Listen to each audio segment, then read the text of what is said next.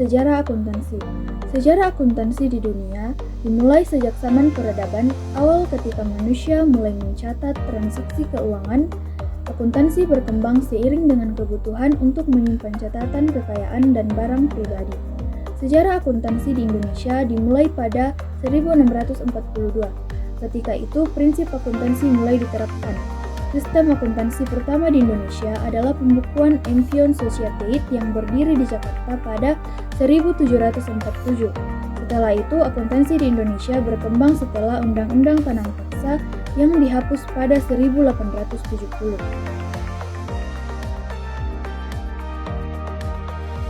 Akuntansi adalah sistem informasi yang menyediakan laporan keuangan untuk para pemangku kepentingan mengenai aktivitas ekonomi dan kondisi perusahaan. Ada 3 proses yang harus kita lakukan. Yang pertama, mengidentifikasi, yaitu menentukan transaksi ekonomi yang relevan seperti pembelian, penjualan yang berdampak pada keuangan. Yang kedua, mengukur, yaitu menilai transaksi dalam bentuk angka atau satuan uang, misalnya mencatat harga barang atau jumlah pendapat. Yang ketiga, melaporkan, yaitu menyusun informasi keuangan ke dalam laporan keuangan seperti laporan laba, rugi, dan laporan keuangan kas. Kemudian manfaat akuntansi ada 4. Yang pertama, memberikan informasi keuangan untuk pihak manajemen. Yang kedua, menjadi alat pengendali keuangan. Yang ketiga, menjadi bahan evaluasi perusahaan. Yang keempat, memberikan informasi atau laporan kepada pihak eksternal. Memakai informasi akuntansi terbagi atas 7 bagian. Yang pertama, investor. Mengapa investor membutuhkan informasi akuntansi? Investor membutuhkan informasi akuntansi untuk menentukan keputusan dalam membeli, menahan, dan menjual investasi saham mereka ke dalam perusahaan. Yang kedua, karyawan. Karyawan membutuhkan informasi akuntansi untuk menilai kemampuan perusahaan dalam memberikan balas jasa, manfaat pensiun, dan kesempatan kerja. Yang ketiga, pemberian pinjaman atau kreditor. Pemberi pinjaman membutuhkan informasi akuntansi untuk menilai kemampuan perusahaan dalam mengembalikan pinjaman dan bunganya pada saat jatuh tempo. Yang keempat, pemasokan dan kreditor usaha lainnya. Pemasokan dan kreditor usaha lainnya membutuhkan informasi akuntansi untuk menilai kemampuan perusahaan dalam membayar hutang tepat waktu pada saat jatuh tempo. Yang kelima, pelanggan. Pelanggan memerlukan informasi akuntansi untuk menilai keberlangsungan perusahaan. Yang keenam, pemerintah. Pemerintah membutuhkan informasi akuntansi untuk mengatur aktivitas perusahaan, kebijakan pajak, dan sebagai dasar penyusunan statistik pendapatan nasional. Dan yang terakhir, masyarakat. Masyarakat membutuhkan informasi akuntansi untuk menilai kecenderungan dan perkembangan perusahaan, terutama dalam kaitannya dengan kontribusi perusahaan terhadap perekonomian nasional. Karakteristik kualitas informasi akuntansi.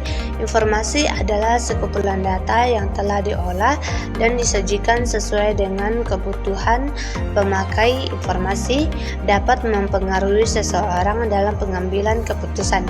Akuntansi menyediakan cara untuk mengumpulkan informasi ekonomis dan melaporkannya pihak-pihak yang berkepentingan. Pemilik dan calon pemilik suatu perusahaan perlu mengetahui keadaan keuangan perusahaan dan prospeknya pada masa yang akan datang. Terdapat 4 karakteristik utama kualitas informasi akuntansi dalam laporan keuangan yang akan berguna bagi para pemakainya, yaitu dapat dipahami, relevan, keandalan, dan dapat diperbandingkan. Yang pertama, dapat dipahami atau understandability. Informasi yang disajikan harus sesuai dengan kebutuhan para pemakainya. Dalam hal ini, pemakai informasi diasumsikan memiliki pengetahuan yang memadai mengenai aktivitas ekonomi, bisnis, dan akuntansi. Yang kedua, relevan atau relevasi. Informasi yang disajikan harus sesuai dengan kebutuhan para pemakainya. Informasi harus bernilai prediktif, artinya informasi tersebut mampu membantu pemakai untuk memprediksi hasil atau akibat peristiwa masa lalu, sekarang, atau datang. Informasi harus mengurangi ketidakpastian, mengonsumsikan pesan bagi pengambil keputusan yang memiliki nilai lebih besar daripada biayanya, dan secara potensial menimbulkan tanggapan bagi pengambilan keputusan. Yang ketiga, keadaan atau reliability. Informasi yang disajikan harus benar, dapat dipercaya oleh pemakainya, tidak mengandung pengertian yang menyesatkan, serta dapat diandalkan sebagai penyajian yang harusnya atau bebas dari kesalahan material. Yang terakhir, dapat diperbandingkan atau comparability. Informasi yang disajikan harus diperbandingkan oleh para pemakainya dari waktu ke waktu sehingga dapat diketahui kecenderungan posisi kinerja keuangan. Pemakai juga dapat memperbandingkan informasi atau perusahaan sejenis pada periode yang sama. Nah, yang selanjutnya yaitu prinsip dasar akuntansi. Yang pertama, prinsip harga perolehan adalah menghitung harga perolehan aset, kewajiban, dan pendapat berdasarkan kesepakatan kedua belah pihak yang bertransaksi. Yang kedua, prinsip realisasi, yaitu penghasilan yang menyatakan bahwa pendapatan harga diakui setelah barang atau jasa yang terkait dengan pendapatan tersebut diserahkan. Yang ketiga yaitu prinsip objektif, yaitu prinsip yang didasarkan pada fakta, bukan pada asumsi atau keyakinan pribadi. Yang keempat, prinsip pengungkapan penuh, yaitu mengharuskan perusahaan untuk mengungkapkan informasi keuangan yang relevan secara lengkap. Dan yang kelima yaitu prinsip konsistensi, yaitu mewajibkan laporan keuangan dibuat secara konsisten dan tepat.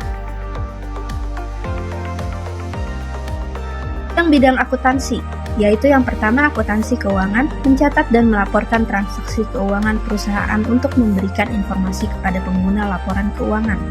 Yang kedua akuntansi biaya, menghitung dan menganalisis biaya produksi untuk meningkatkan efisiensi.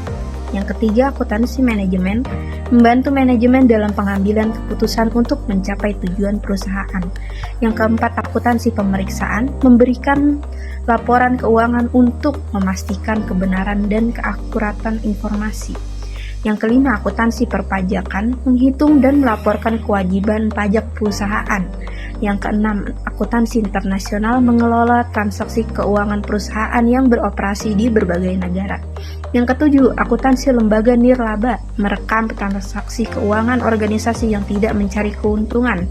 Kedelapan, akuntansi anggaran, merencanakan, mengendalikan, dan menganalisis pengguna anggaran perusahaan. Yang kesembilan, akuntansi sektor publik, mengelola keuangan lembaga publik dan memastikan pertanggungjawabannya. Yang ke-10, akuntansi pemerintahan, mencatat dan melaporkan transaksi keuangan pemerintah. Yang ke-11, sistem akuntansi, merancang sistem pencatatan dan pelaporan keuangan yang efisien. Dan yang terakhir, sistem informasi akuntansi, menyediakan informasi yang dibutuhkan untuk menjalankan organisasi secara efektif. Yang berikut yaitu profesi akuntansi. Yang pertama, di bidang perusahaan. Profesi akuntansi dalam bidang perusahaan adalah profesi yang bertanggung jawab atas laporan keuangan perusahaan. Beberapa profesi akuntansi dalam perusahaan adalah akuntan internal, akuntan publik, akuntan pemerintah, akuntan pajak, dan akuntan pendidik.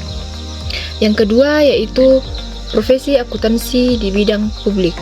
Profesi akuntansi dalam bidang publik adalah profesi akuntan publik, yaitu profesional yang memberikan jasa akuntansi kepada publik. Akuntan publik biasanya bekerja di firma akuntansi atau sebagai konsultan independen. Yang ketiga yaitu profesi akuntansi dalam bidang pemerintah. Akuntansi dalam bidang pemerintah diantaranya mencatat transaksi keuangan dan kegiatan opsional pemerintah, menyusun laporan keuangan pemerintah, mengaudit lembaga pemerintah, membangun lembaga pemerintah, dan merencanakan kegiatan tahunan, menjaga catatan keuangan agar akurat dan transparan. Akuntan pemerintah bekerja di berbagai lembaga pemerintah, seperti Badan Pengawas Keuangan atau BPK, Badan Pengawas Keuangan dan Pembangunan atau BKP, Komisi Pemberantasan Korupsi atau KPK, dan Kantor Perpajakan. Yang berikut yaitu profesi akuntansi dalam bidang pendidik. Profesi akuntansi dalam bidang pendidik adalah akuntan pendidik yang bertugas mengajar, meneliti, dan mengembangkan akuntansi di lembaga pendidikan. Etika akuntansi terbagi atas 6, yaitu yang pertama, standar auditing merupakan pedoman bagi auditor dalam melakukan audit laporan keuangan, mencakup perencanaan, pelaksanaan, dan pelaporan hasil audit. Yang kedua, standar atestasi memberikan kerangka kerja untuk memberikan pendapat atau jaminan atas informasi keuangan atau non-keuangan yang disajikan oleh pihak lain. Yang ketiga adalah standar jasa akuntansi dan review, mengatur jasa akuntansi selain audit seperti kompilasi dan review laporan keuangan. Yang keempat adalah standar jasa konsultasi, menyediakan pedoman bagi akuntan publik dalam memberikan jasa konsultasi. Yang kelima adalah standar pengendalian mutu, menjamin kualitas jasa yang diberikan oleh kantor akuntan publik. Yang terakhir adalah aturan etika kompartemen akuntan publik, mengatur perilaku dan tindakan profesional akuntan publik mencakup independensi, integritas, dan tanggung jawab terhadap klien dan rekan profesi.